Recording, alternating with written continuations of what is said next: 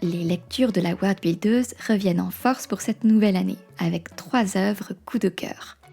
De la Grèce homérique à la France de l'an 2090, en passant par le monde des collines chantantes, je te propose dans cet épisode 3 façons très différentes d'explorer des passés mythiques et de nous en nourrir.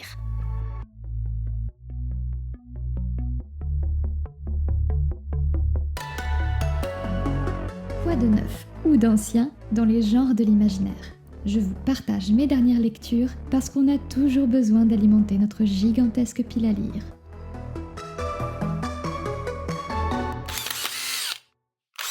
Chers auditeurs, je vous souhaite une très belle année 2026, pleine de lectures formidables, de mondes riches et fouillés et de grandes émotions livresques. De mon côté, je termine une formation d'écriture à l'ICAR et j'ai pris 3 bonnes résolutions pour cette nouvelle année. La première, amener mon roman de fantasy, Premier printemps, jusqu'à la publication en le soumettant à des maisons d'édition. La deuxième, poursuivre et terminer mon 2e roman, Projet L, une réécriture d'histoire antique. Et la 3e résolution, je l'ai prise pour la World Builders. Diminuer ma palle gargantuesque tout en faisant grandir la vôtre. C'est pourquoi ce premier épisode de l'année propose 3 lectures coup de cœur, avec à chaque fois un extrait et mon avis sans spoiler. C'est parti.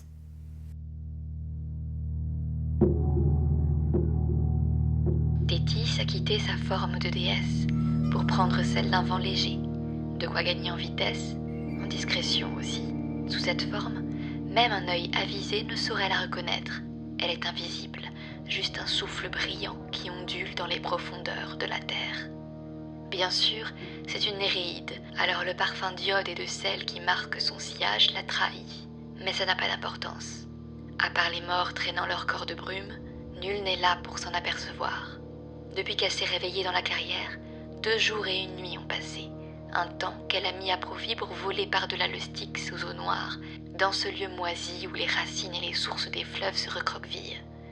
Un lieu maudit que même les immortels ne peuvent visiter sans frémir.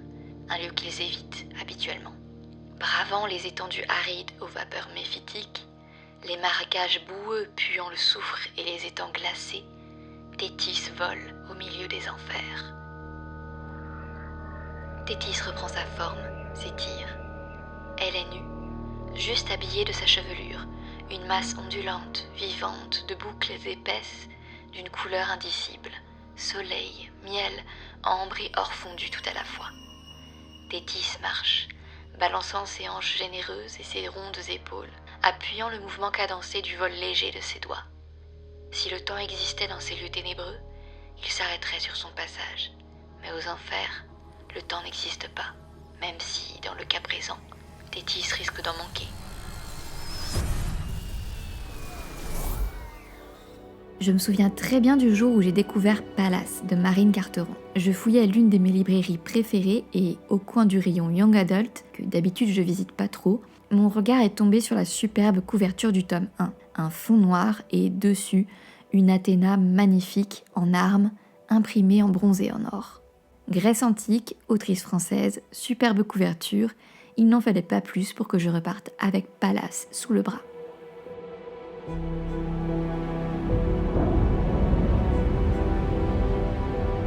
Chante, Pallas, comment Zeus t'arracha au bras de ta sœur pour te jeter sur la terre inféconde, comment il éleva de hautes murailles pour te séparer d'Athéna, et la colère qui saisit la déesse. Chante, Pallas, les noms des mortels et des immortels qui furent sacrifiés pour te libérer du ventre de Troie. Chante, fille de Triton, la vengeance d'Athéna. Marine Carteron, autrice des Autodafeurs, Génération K et 10, revisite la mythologie grecque au travers du regard des déesses et des mortels. Une trilogie qui lève le voile sur ce qu'Homère nous a caché, les véritables causes des guerres de Troie.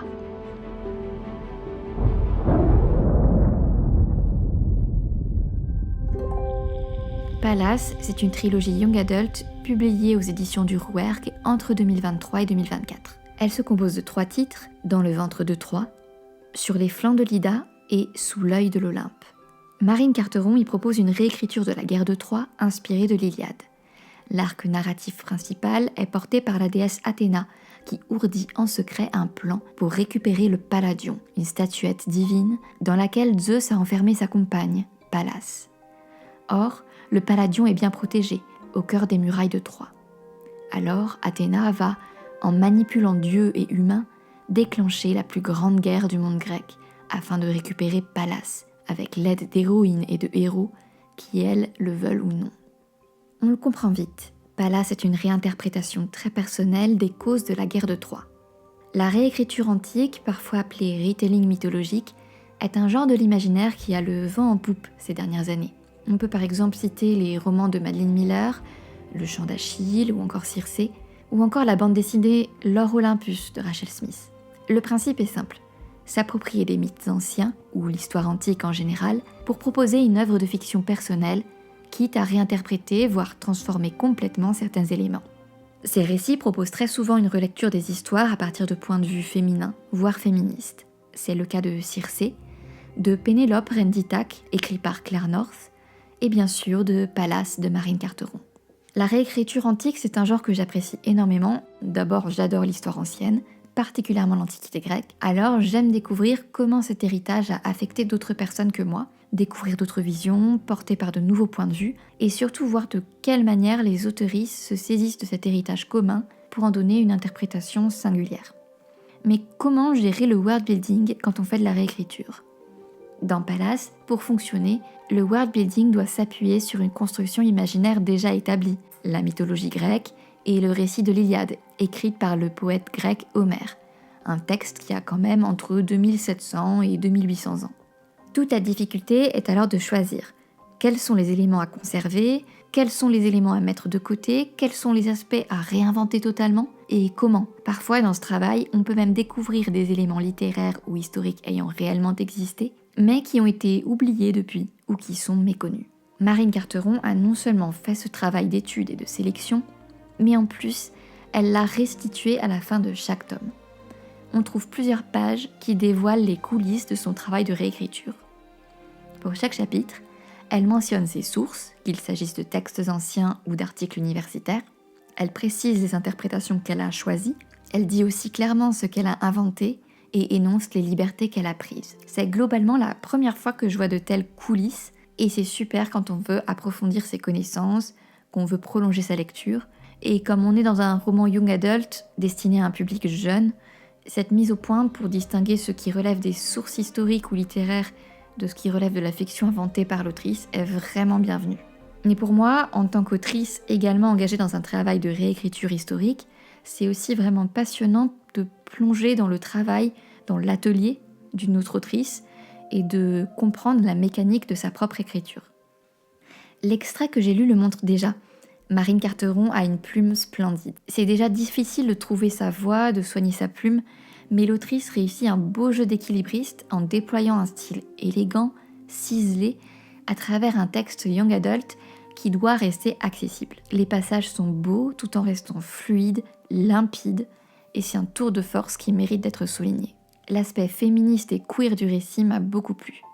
J'ai trouvé que ces dimensions étaient traitées sans fausse pudeur, avec beaucoup de finesse. Et sans spoiler, la fin de la trilogie est un peu douce amère, mais c'est une belle fin, à mon sens, émouvante, qui rend justice à la principale protagoniste. C'est une trilogie qui se lit vite et bien, et que je recommande sans hésiter à un public young adult, et aussi un public adulte aimant la fantaisie littéraire. La qualité est vraiment au rendez-vous. Et puis, il faut le dire encore une fois, les couvertures des éditions du Rouergue sont magnifiques. Je ne suis pas fan de littérature young adult en général, mais je suis quand même convaincue que les jeunes adultes méritent des publications de qualité, tant sur le fond que sur la forme. Et c'est le pari que remportent Marine Carteron et les éditions du Rouergue avec Pallas.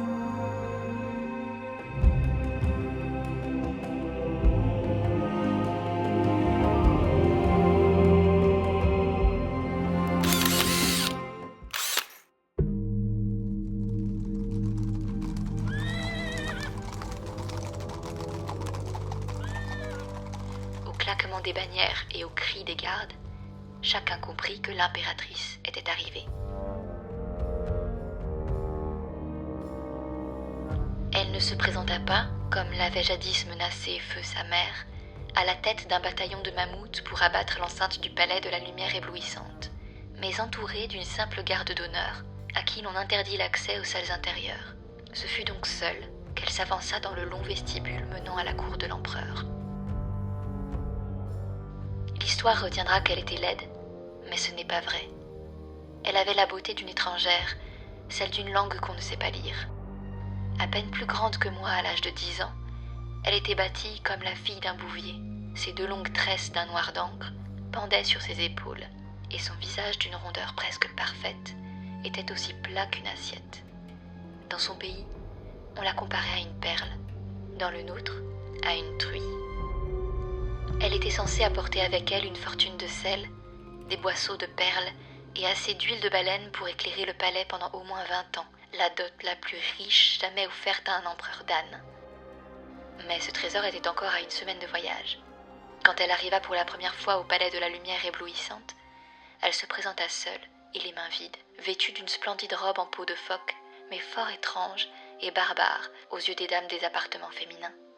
Elle ne porta plus jamais cette robe au palais, mais, quand l'empereur l'exila, elle me demanda de la ranger avec soin dans ses malles. Je la pliai avec la plus grande attention entre de multiples couches de papier bien sec. Tous les 10 jours, je la ressortais pour la brosser et la débarrasser des œufs et des larves de mythes qui auraient pu s'y glisser. Si la mode des fourrures de phoque envahit bel et bien la capitale, quand Inyo devint impératrice, jamais on ne revit de robe pareille à celle-ci. C'était impossible. Elle est splendide, mais chacune de ses coutures est imprégnée de l'histoire de cette femme, des morts qu'elle laissa derrière elle, et du foyer auquel elle ne put jamais retourner.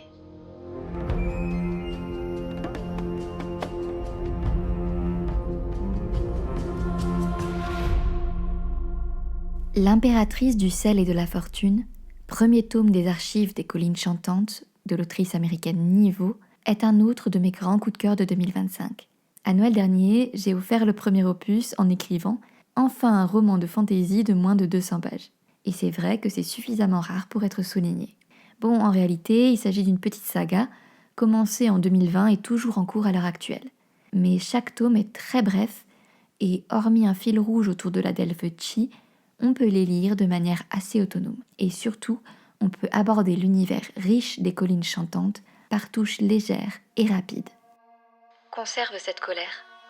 Les mères révoltées élèvent des filles assez féroces pour combattre des loups. Un mariage politique force Inyo, jeune femme de sang royal, à s'exiler au sud, dans l'empire Han. Ses frères sont morts, ses armées et leurs mammouths de guerre reclus derrière leurs frontières. Seule et humiliée, elle doit choisir ses alliés avec circonspection. Lapin, une jeune servante vendue au palais par ses parents, se prend d'amitié pour la nouvelle épouse de l'empereur. La Delphes Chi interroge la domestique au crépuscule de sa vie sur les divers objets peuplant sa maison. Leurs origines forment une histoire apocryphe jusqu'alors ignorée.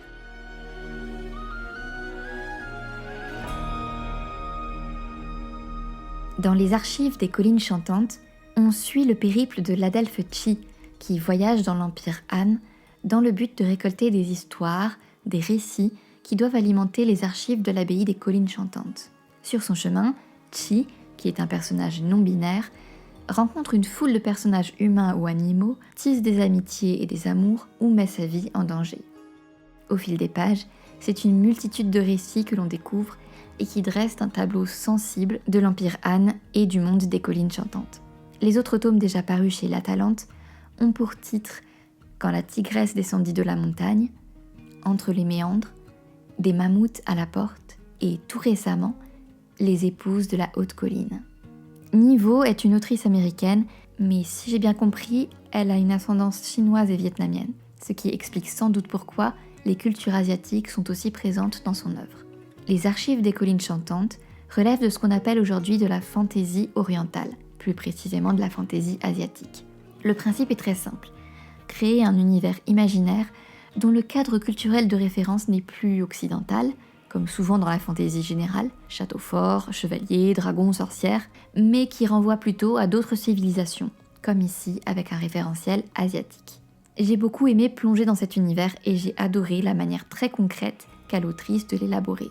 Le worldbuilding passe par les objets, les matières, les gestes du quotidien. On a vraiment l'impression d'y être. Et justement, une autre chose qui m'a aussi beaucoup plu, c'est l'angle d'approche que Niveau a choisi. L'Adelphi est une sorte d'archiviste en voyage. Et dans le premier tome, Yael examine les biens légués par l'impératrice Inyo à sa fidèle servante. Des vêtements, des boîtes, un plateau de jeu, etc. Chaque chapitre débute par l'inventaire de ces biens et vient ensuite l'histoire personnelle et les secrets que portent ces objets. Moi qui viens du monde des musées, ça me parle évidemment beaucoup et j'y ai été très sensible. Déjà, c'est très concret, très incarné comme approche, et puis il y a ce côté découverte archéologique d'un monde petit à petit. Au fur et à mesure que Chi découvre les biens légués par l'impératrice, on découvre nous-mêmes une multitude de récits un peu morcelés qui tous ensemble permettent de dresser le tableau d'un univers très riche à la manière d'une mosaïque sans alourdir la narration. C'est un procédé de worldbuilding que j'aime vraiment beaucoup, à la fois comme lectrice et comme autrice. De manière plus générale, j'ai été séduite par la poésie des titres de ces livres qui donnent envie d'entrer dans l'univers des collines chantantes. La plume de l'autrice est vraiment agréable, fine, très sensible, tout en restant très accessible. J'ai particulièrement aimé la manière dont l'autrice a restitué le caractère non-binaire de l'Adelphi. En fait, elle alterne les pronoms féminins et masculins, un paragraphe sur 2. Alors au début, c'est un peu déroutant, mais on s'y habitue rapidement et très vite, ça devient même la marque de ce personnage qui nous entraîne dans son voyage.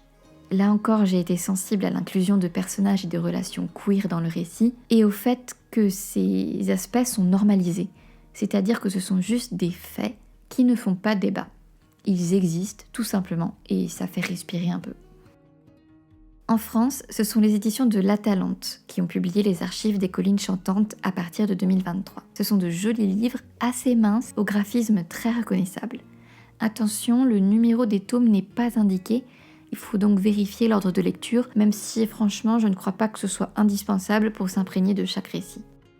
La Talente a aussi publié La Reine Sirène de la même autrice, dans un texte plus fantastique que fantasy, mais toujours porteur de représentations queer et d'amour entre femmes, servi par une plume très élégante. De mon côté, je compte bien continuer à suivre le périple de Chi avec les futurs tomes des collines chantantes.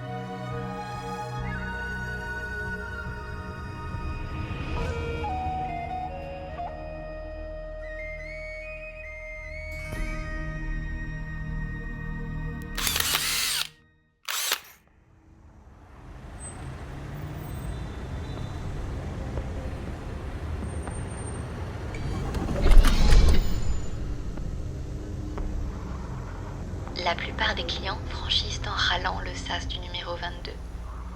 Ils décapsulent leur urne d'un geste sec, puis la vident à l'air libre, malgré l'énorme pancarte « Rue Montorgueil propre. Prière de ne pas jeter sable ou cristaux sur la voie publique. » Frustrés les gars, déçus les filles. Ces deux nouveaux sortants ne font pas exception. La donzelle surtout, la vraiment mauvaise. Elle houspille à pleine bouche le petit rondouillard qui la suit sans moufter.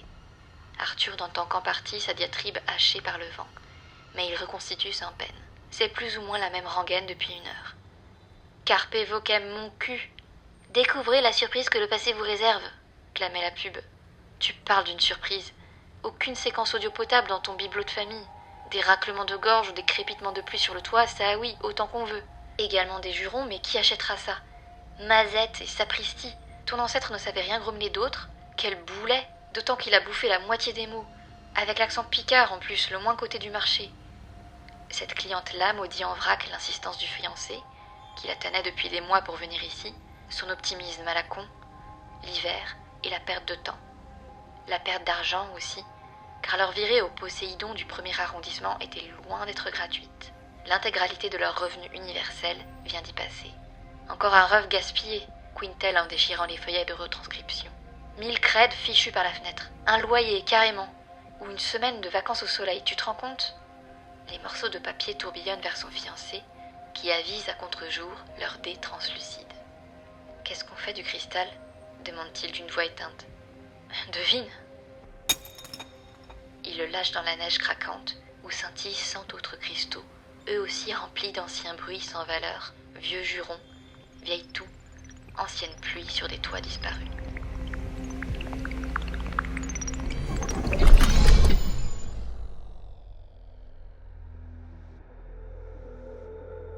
J'ai découvert l'auteur français Yann Bécu avec ce livre Sous la brume, paru en 2025 aux éditions de L'Homme sans nom.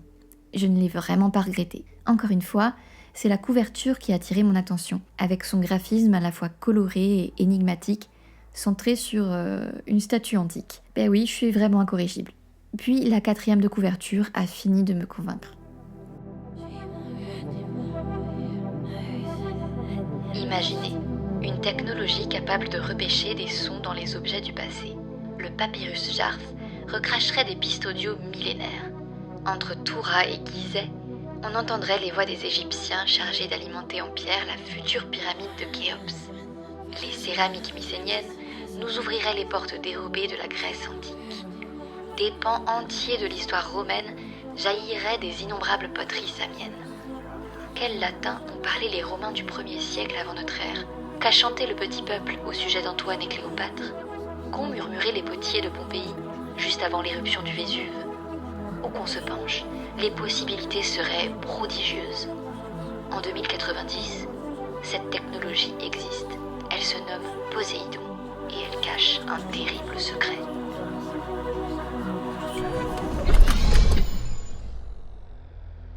Sous la brume, c'est un roman de science-fiction, plus précisément d'anticipation, publié en 2025 aux éditions de L'Homme sans nom, qu'on abrège en HSN. Yann Bécu nous projette avec ce roman dans la France de l'an 2090. Le pays qu'on connaît a subi de nombreuses transformations. Emploi trusté par des robots nommés tech, revenu universel maigrichon, salaire évolutif, puisque les creds perdent de leur valeur s'ils ne sont pas dépensés en quelques mois apparemment, et des éruptions solaires qui paralysent tous les appareils électroniques lorsqu'elles surviennent. Surtout, la firme Poséidon défraie les chroniques en incitant les gens à faire tester leurs plus anciens biens personnels. Et si les sons qui leur étaient attachés permettaient de gagner le jackpot. Le futur que dépeint Yann Bécu est assez convaincant, même si j'ai pour ma part trouvé étonnant que la société y soit toujours largement binaire et très hétéronormée. Alors c'est sans doute aussi le contraste avec mes autres lectures qui sont assez engagées sur ce plan-là. Mais bon, les personnages féminins de Sous la brume sont quand même bien incarnés et pas caricaturaux. Au cœur du roman, un concept assez génial que je connaissais déjà parce que l'idée de base circule dans les milieux scientifiques depuis pas mal d'années. Il y a 15 ans, quand je faisais encore mes études d'histoire et d'archéologie, on nous parlait de cette éventualité que les poteries, plus précisément celles dont le décor aurait été réalisé avec l'aide du tour et d'une pointe métallique, auraient théoriquement pu enregistrer les sons qui se produisaient à proximité pendant la réalisation de la poterie en question. C'est le principe du phonographe, en gros, qui enregistre les sons en créant des reliefs de différents niveaux sur la cire à l'aide d'une aiguille qui va vibrer différemment selon les ondes sonores. En réalité, c'est surtout un jeu théorique, un concept amusant si vous voulez, presque un canular plutôt qu'une vraie perspective scientifique. Mais la fiction permet de tout développer et Yann Bécu reprend ce concept pour enrichir son roman et il étend librement le concept à d'autres matériaux que l'argile. Ce sont désormais toutes les œuvres de l'esprit de l'humanité qui sont concernées. Statues, tableaux, livres, instruments de musique, textes anciens, etc. Avec des conséquences terribles. Pour extraire les séquences sonores que ces objets ont emmagasinées avec eux, il faut les détruire. Là encore, c'est forcément un thème qui m'a beaucoup parlé et j'ai bien aimé la manière dont l'auteur se saisissait du concept et de ses implications. Toujours dans la création du worldbuilding, j'ai aussi été marquée par le déroulement des plongées sous la brume de Poséidon, ces protocoles qui permettent de déceler des audios prometteurs avant de détruire les œuvres. L'auteur s'est beaucoup inspiré du vocabulaire de la plongée sous-marine, jusque dans le nom de l'entreprise, Poséidon, le dieu grec des océans. Et il parvient à en faire un terrain d'exploration à part entière, avec des paliers et des zones qui sont terra incognita, au-delà desquelles les plongeurs ne doivent pas aller, sous peine de mettre fin à leur jour. Alors je ne sais pas d'où Yann Bécu a tiré toutes ces idées, mais on sent en tout cas une grande culture historique et scientifique. On sent qu'il s'est bien imprégné de tous ces domaines, tout en les restituant avec beaucoup de naturel. Surtout que l'auteur a, là encore, un style d'écriture vraiment agréable, assez punchy, un bel équilibre entre une plume travaillée et un discours assez clair et direct. J'ai trouvé le rythme et la lecture très fluide et agréable. Sans spoiler, la fin est assez inattendue. Il y a certaines questions qui restent en suspens. Ça peut plaire ou frustrer selon les cas. Personnellement, j'avoue que je me serais attendue à autre chose, mais cela dit, il y a de beaux passages jusque dans la conclusion et j'ai refermé le livre avec vraiment le plaisir de l'avoir lu, la satisfaction intellectuelle aussi et surtout l'envie de lire les autres romans de l'auteur. Je ne connaissais pas vraiment les éditions de L'Homme sans nom, abrégé en HSN avant ça. J'avais d'abord lu Paternoster de Julia Richard, Sous la brume de Yann Bécu, c'est mon deuxième achat dans cette maison. C'est vraiment une belle découverte parce que les textes sont vraiment bons et l'identité graphique est très chouette. Me voilà donc avec de nouvelles perspectives de lecture dans le monde de l'imaginaire.